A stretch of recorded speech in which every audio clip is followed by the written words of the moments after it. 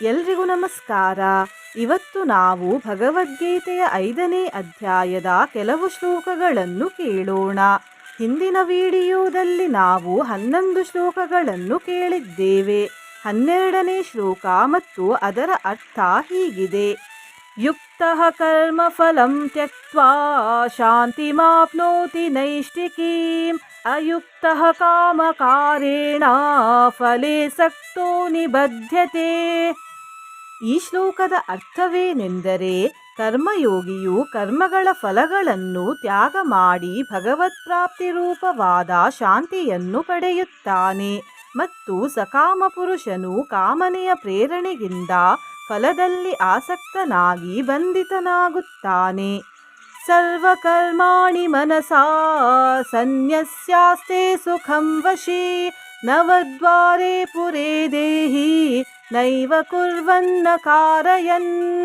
ಅಂತಃಕರಣವು ಯಾರ ವಶದಲ್ಲಿದೆಯೋ ಅಂತಹ ಸಾಂಖ್ಯಯೋಗವನ್ನು ಆಚರಿಸುವ ಪುರುಷನು ಮಾಡದೆ ಮತ್ತು ಮಾಡಿಸದೇ ಇರುತ್ತಲೇ ನವದ್ವಾರಗಳುಳ್ಳ ಶರೀರರೂಪಿ ಪುರದಲ್ಲಿ ಎಲ್ಲ ಕರ್ಮಗಳನ್ನು ಮನಸ್ಸಿನಿಂದ ತ್ಯಜಿಸಿ ಆನಂದಪೂರ್ವಕವಾಗಿ ಸಚ್ಚಿದಾನಂದ ಘನ ಪರಮಾತ್ಮನ ಸ್ವರೂಪದಲ್ಲಿ ಸ್ಥಿತನಾಗಿರುತ್ತಾನೆ.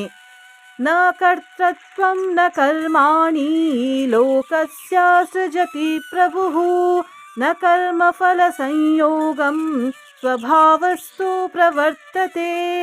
ಪರಮೇಶ್ವರನು ಮನುಷ್ಯರ ಕರ್ತೃತ್ವವಾಗಲಿ ಕರ್ಮಗಳಾಗಲಿ ಮತ್ತು ಕರ್ಮಫಲ ಸಂಯೋಗವಾಗಲಿ ರಚಿಸುವುದಿಲ್ಲ, ಆದರೆ ಪ್ರಕೃತಿಯೇ ವರ್ತಿಸುತ್ತಿದೆ, ಅರ್ಥಾತ್ ಗುಣಗಳೇ ಗುಣಗಳಲ್ಲಿ ವರ್ತಿಸುತ್ತಿವೆ.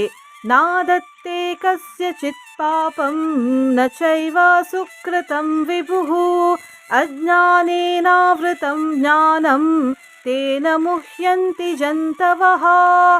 ಸರ್ವವ್ಯಾಪಿಯಾದ ಪರಮೇಶ್ವರನು ಯಾರ ಪಾಪಕರ್ಮವನ್ನಾಗಲಿ ಮತ್ತು ಶುಭಕರ್ಮವನ್ನಾಗಲಿ ಸ್ವೀಕರಿಸುವುದಿಲ್ಲ, ಆದರೆ ಅಜ್ಞಾನದ ಮೂಲಕ ಜ್ಞಾನವು ಮುಚ್ಚಲ್ಪಟ್ಟಿದೆ.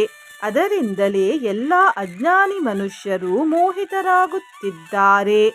ಜ್ಞಾನೇನ ತು ತದಜ್ಞಾನಂ ಯೇಷಾಂ ನಾಶಿತಮಾತ್ಮನಃ ತೇಷಾಮಾದಿತ್ಯವಜ್ಞಾನಂ ಪ್ರಕಾಶಯತಿ ತತ್ಪರಂ. ಆದರೆ ಯಾರ ಆ ಅಜ್ಞಾನವು ಪರಮಾತ್ಮನ ತತ್ವಜ್ಞಾನದ ಮೂಲಕ ನಾಶ ಮಾಡಲ್ಪಟ್ಟಿದೆಯೋ ಅವನ ಆ ಜ್ಞಾನವು ಸೂರ್ಯನಂತೆ ಆ ಸಚ್ಚಿದಾನಂದ ಘನನಾದ ಪರಮಾತ್ಮನನ್ನು ಪ್ರಕಾಶಗೊಳಿಸುತ್ತದೆ.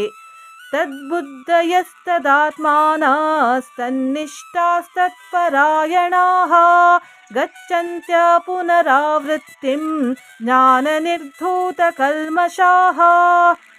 ಯಾರ ಮನಸ್ಸು ಪರಮಾತ್ಮನಲ್ಲಿ ತದ್ರೂಪವಾಗಿದೆಯೋ, ಯಾರ ಬುದ್ಧಿಯು ಪರಮಾತ್ಮನಲ್ಲಿ ತದ್ರೂಪವಾಗಿದೆಯೋ ಮತ್ತು ಸಚ್ಚಿದಾನಂದ ಘನ ಪರಮಾತ್ಮನಲ್ಲಿಯೇ ಯಾರಿಗೆ ನಿರಂತರವಾದ ಏಕೀಭಾವದ ಸ್ಥಿತಿ ಇದೆಯೋ ಅಂತಹ ಪರಮಾತ್ಮ ಪರಾಯಣರಾದ ಪುರುಷರು ಜ್ಞಾನದ ಮೂಲಕ ಪಾಪರಹಿತರಾಗಿ ಅಪುನರಾವೃತ್ತಿಯನ್ನು ಅರ್ಥಾತ್ ಪರಮಗತಿಯನ್ನು ಪಡೆಯುತ್ತಾರೆ.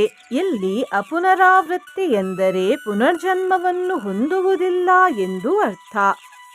ವಿದ್ಯಾ ವಿನಯ ಸಂಪನ್ನೇ ಬ್ರಾಹ್ಮಣೇ ಗವಿಹಸ್ತಿನಿ ಶುನಿ ಚೈವ ಶ್ವಪಾಕೆ ಚ ಪಂಡಿತಾಃ ಸಮದರ್ಶಿನಃ. ಆ ಜ್ಞಾನಿಗಳಾದವರು ವಿದ್ಯಾ ಮತ್ತು ವಿನಯಯುಕ್ತರಾದ ಬ್ರಾಹ್ಮಣನಲ್ಲಿ ಹಾಗೂ ಹಸು, ಆನೆ, ನಾಯಿ ಮತ್ತು ಚಾಂಡಾಲನಲ್ಲಿಯೂ ಸಹ ಸಮದರ್ಶಿಗಳಾಗಿಯೇ ಇರುತ್ತಾರೆ. ಇದು ಈ ಅಧ್ಯಾಯದ 18ನೇ ಶ್ಲೋಕ.